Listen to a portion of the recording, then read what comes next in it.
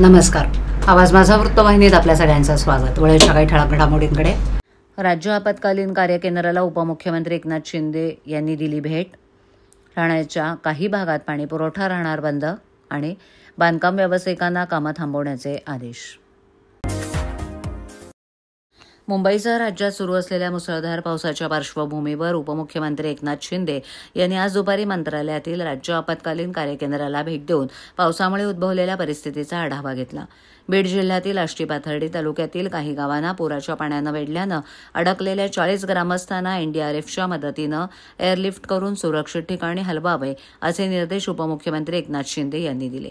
अतिवृष्टी असलेल्या जिल्ह्यातील जिल्हाधिकाऱ्यांशी यावेळेला त्यांनी संवाद साधत मदत आणि बचाव कार्याबाबत माहिती घेतली आणि जिल्हा प्रशासनाला सतर्कतेच्या सूचना केल्या. दुपारी 12च्या सुमारास उपमुख्यमंत्र्यांनी या कक्षाला भेट दिली. यावेळेला उपमुख्यमंत्र्यांचे प्रधान सचिव नवीन सोना, कार्यकेंद्राचे संचालक डॉ. भालचंद्र चव्हाण उपस्थित होते. मुंबई महानगरपालिकेच्या अधिकाऱ्यांशी फोनवर बोलून त्यांच्याकडून पावसाची परिस्थिती त्यांनी जाणून घेतली. तसंच मुंबईत जिथे जिथे पाणी साचल्याच्या तक्रारी आहेत तिथे अतिरिक्त मनुष्यबळ तैनात करून लवकरात लवकर पाण्याचा निचरा होण्यासाठी पंप बसवण्याचे निर्देश त्यांनी दिले. पुण्यात आणि राज्यात इतर ठिकाणी पडलेल्या पावसाचा आढावा घेतला. आष्टी पाथर्डी तालुक्यातील काही गावांना पुराच्या पाण्यानं वेढल्यानं त्यात 40 गावकरी अडकून पडले होते. त्यानुसार नाशिकवरून हेलिकॉप्टर बोलवून त्या अडकलेल्या लोकांना तात्काळ एअरलिफ्ट करून सुरक्षित ठिकाणी हलवावे असे निर्देश उपमुख्यमंत्री शिंदे यांनी दिले. तसंच छत्रपती संभाजीनगर विभागाचे विभागीय आयुक्तांशी देखील त्यांनी कक्षातून संवाद साधला. भारतीय हवामान विभागानं पुढील 5 दिवसांसाठी दिलेल्या हवामानाचा अंदाजानुसार पावसाची परिस्थिती कशी राहणार आहे त्यानुसार आपत्ती नियंत्रणासाठी जिल्हा प्रशासनानं दक्षता घेण्याचं शिंदे यांनी यावेळेला सांगितलं. गेल्या 24 तासात सचेत ॲपच्या माध्यमातून राज्यभरात पावसाचा अलर्ट देणारे 35 कोटी मेसेज पाठवण्यात आल्याची माहिती डॉ. चव्हाण यांनी यावेळेला दिली. महाराष्ट्र औद्योगिक विकास महामंडळाच्या पाणीपुरवठा योजनेच्या अंतर्गत जांभूळ जलशुद्धीकरण केंद्रातील जलाशय इथे 12वी गुरुत्व वाहिनी क्रमांक 1, 2 आणि 3 वर वाहिन्यांचं उन्नतीकरण आणि तातडीनं देखभाल करण्यासाठी शटडाऊन घेण्यात येणार आहे. त्यामुळे ठाणे महापालिका क्षेत्रातील कळवा, मुंब्रा, दिवा याच्यासह वागळे आणि माजिवडा मानपाडा प्रभाग समितींचाही काही भाग इथे शुक्रवारी 19 सप्टेंबर रोजी पाणीपुरवठा बंद राहणार आहे. 12वी गुरुत्व वाहिनी 1, 2 आणि 3 वर वाहिन्यांचं उन्नतीकरण आणि तातडीनं देखभाल करण्याकरता गुरुवारी 18 सप्टेंबर रोजी रात्री 12 वाजल्यापासून शुक्रवारी 19 सप्टेंबर रोजी रात्री 12 वाजेपर्यंत असा एकूण 24 तास पाणीपुरवठा बंद राहील. त्यामुळे ठाणे महापालिकेतर्फे अंतर्गत दिवा, मुंब्रा आणि कळवा प्रभाग समितीमधील सर्व भागात तसंच वागळे प्रभाग समितीमधील रुपादेवीपाडा, किसननगर नंबर 2, नेहरू नगर तसंच मानपाडा प्रभाग समिती अंतर्गत कोलशेत खालचा गाव येथील पाणीपुरवठा 24 तासांसाठी पूर्णपणे बंद राहील. पाणीपुरवठा सुरू झाल्यानंतर पुढील 1 ते 2 दिवस कमी दाबानं पाणीपुरवठा होईल. या कपातीच्या कालावधीत पाणी काटकसरीनं वापरावं तसंच पाणी गाळून आणि उकळून प्यावं असं आवाहन ठाणे महापालिकेच्या वतीनं करण्यात आलंय. बांधकामाच्या ठिकाणी होणारं हवेचं प्रदूषण रोखण्यासाठी ठाणे महापालिका पुन्हा अलर्ट मोडवर आली आहे. मागील वर्षी काही बांधकाम व्यावसायिकांनी हवा प्रदूषण नियंत्रणाचे नियम पाळलेले नव्हते. त्यामुळे ठाणे महापालिकेच्या शहर विकास विभागानं त्यांना कामं थांबवण्याचे आदेश दिले होते. यंदाही 15 सप्टेंबरपासून पालिका पुन्हा अलर्ट मोडवर येणार असल्यानं शहरातील सर्व बांधकाम स्थळांची तपासणी सुरू होणार आहे. नियमांचं उल्लंघन केल्याचं आढळल्यास संबंधितांवर कठोर कारवाई होईल असा इशारा पालिकेनं दिलाय. उच्च न्यायालयाच्या निर्देशानुसार ठाणे महापालिकेला हवेची गुणवत्ता राखण्यासाठी 29 मार्गदर्शक तत्वांचं पालन करणं बंधनकारक आहे. सध्या ठाणे शहरात सुमारे 390 ठिकाणी बांधकामं सुरू आहेत. अनेकदा निवासी व्यावसायिक प्रकल्पांदरम्यान नियमांचं उल्लंघन होत असल्याचं निदर्शनास आलंय, ज्यामुळे शहरातील हवा प्रदूषित होते. मागील डिसेंबर-जानेवारी महिन्यात ठाण्यातील हवा गुणवत्ता निर्देशांक वाढल्याचं अनुभवास आलं होतं. पालिकेनं यापूर्वीच काही कडक नियमांची अंमलबजावणी केली आहे.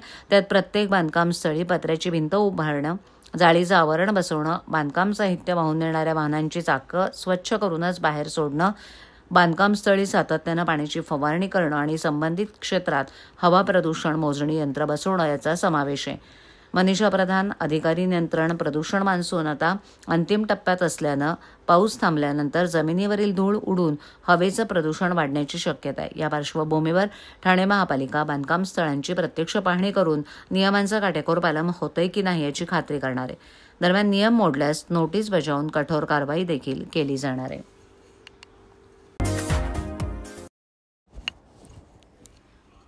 दिवा शहरातील पाणी टंचाईच्या समस्येविरोधात शिवसेना पक्षानं अनोख्या पद्धतीनं आंदोलन केलं. गेल्या 12 वर्षांपासून बंद असलेल्या 2 जलकुंभाचं श्राद्ध घालून शिवसेनेच्या महिला आघाडी आणि शिवसैनिकांनी दिवा शहर महिला संघटिका ज्योती पाटील यांच्या नेतृत्वाखाली प्रशासनाचा निषेध केला आणि पाणी समस्येकडे लक्ष वेधलं. दिवा शहरात पाणी टंचाईची समस्या मोठ्या प्रमाणावर आहे, त्यामुळे नागरिक त्रस्त झालेत. पाण्यासाठी अनेकांना पायपीट करावी लागते. या शहरातील पाणी टंचाईची समस्या दूर व्हावी यासाठी या शहरातील बेतवडे येथे 12 वर्षापूर्वी 2 जलकुंभ बांधले होते, परंतु हे दोन्ही जलकुंभ आज तागायत बंद असल्याची माहिती समोर आली आहे. त्यामुळे शहरातील अनेक भागात असमान पाणी वितरण होत आहे, तर काही ठिकाणी पाणी टंचाईची समस्या भेडसावते. पाणी टंचाईची समस्या असतानाही अद्याप हे जलकुंभ सुरू करण्यात आलेले नसल्यामुळे नागरिकांमध्ये संतापाचं वातावरण निर्माण झाले. नागरिक विविध टीका करू लागलेत. आता यामध्ये विरोधी पक्षांनी देखील उडी घेतली आहे. नागरिकांसाठी बांधण्यात आलेले जलकुंभ अद्याप बंद का, असा सवाल शिवसेना पक्षाकडून विचारला जाऊ लागलाय. शिवसेना पक्षाच्या वतीनं रविवारी अनोखं आंदोलन करण्यात आलं. महिला पदाधिकाऱ्यांनी पुढाकार घेत जलकुंभाचं श्राद्ध घालत आंदोलन केलं. या अनोख्या आंदोलनाकडे सर्वांचं लक्ष वेधलं होतं.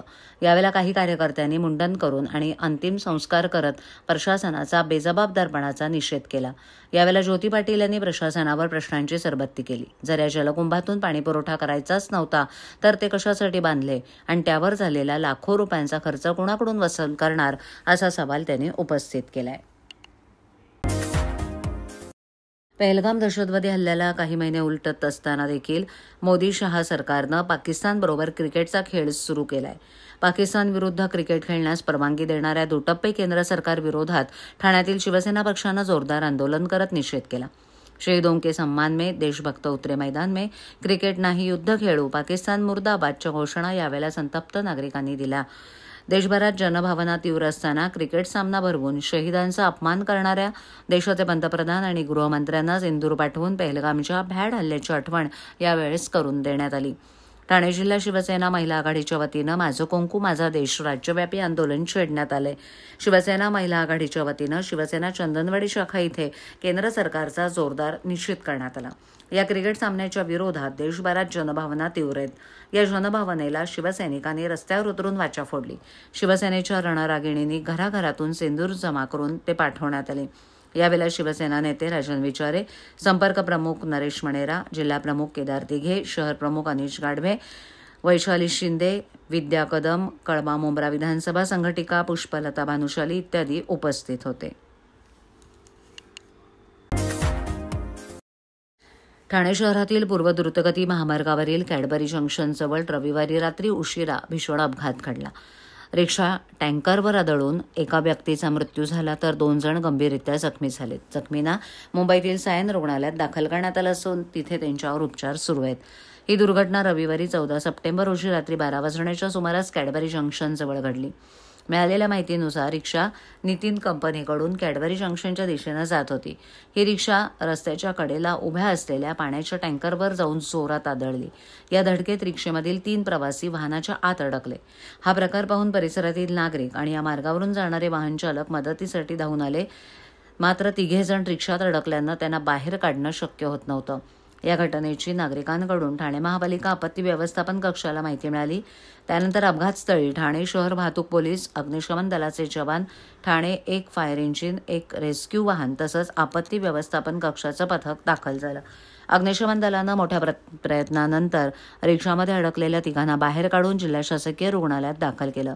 जखमींपैकी डॅनियल नाईक यांना डोक्याला आणि पायाला गंभीर दुखापत झाली असून त्यांना पुढील उपचाराकरता सायन रुग्णालयात हलवण्यात आले, तर आलम शेख यांना डोक्याला आणि डाव्या हाताला गंभीर दुखापत झाली असून त्यांनाही सायन रुग्णालयात दाखल करण्यात आले. या अपघातात 3रा प्रवासी बबलू याचा मृत्यू झाल्याचं ठाणे जिल्हा शासकीय रुग्णालयातील वैद्यकीय अधिकाऱ्यांनी घोषित केलंय. या दुर्घटनेमुळे परिसरात काही काळ वाहतूक कोंडी झाली होती. परिसरातील नागरिकांनीही मोठी गर्दी केली होती. पोलिसांनी घटनास्थळाचा पंचनामा करून वाहतूक सुरळीत केली. रिक्षा आणि टँकर चालकांविषयी अद्याप माहिती स्पष्ट नसून पुढील तपास ठाणे पोलीस करत आहेत. हा अपघात उशिरा रात्री झाल्यामुळे प्रवाशांचे प्राण वाचवण्यासाठी अग्निशमन दल आणि आपत्ती व्यवस्थापन पथकानं केलेली तत्पर कार्यवाही महत्त्वाची ठरली आहे. माझ्यावरील एखादी बातमी पाहिजे राहून गेली असल्यास यूट्यूबवर येथे तुम्ही पाहू शकता, तर मग नक्की सबस्क्राईब करा. आवाज माझा. आजच्या ठळक घडामोडी शेवटी पुन्हा एकदा. राज्य आपत्कालीन कार्यकेंद्राला उपमुख्यमंत्री एकनाथ शिंदे यांनी दिली भेट. ठाण्याच्या काही भागात पाणी पुरवठा राहणार बंद आणि बांधकाम व्यावसायिकांना कामं थांबवण्याचे आदेश. आपल्या विभागातील काही सूचना अथवा समस्या असल्यास आमच्यापर्यंत जरूर पोहोचवा. आम्ही तुमचा आवाज नागरिकांपर्यंत नक्की पोहोचवू. आम्हाला संपर्क करण्यासाठी आमचा पत्ता आवाज माझा 103 साईल 1 आदर्श नगर कुलवाड रोड ठाणे पश्चिम. आमचा दूरध्वनी क्रमांक 7666611341. आमचा ईमेल ID awazmaza.tvnews@gmail.com. तर पुन्हा भेटू याच वेळी याच ठिकाणी काही नवीन घडामोडींसह आवाज माझा वृत्तवाहिनी. तोपर्यंत नमस्कार.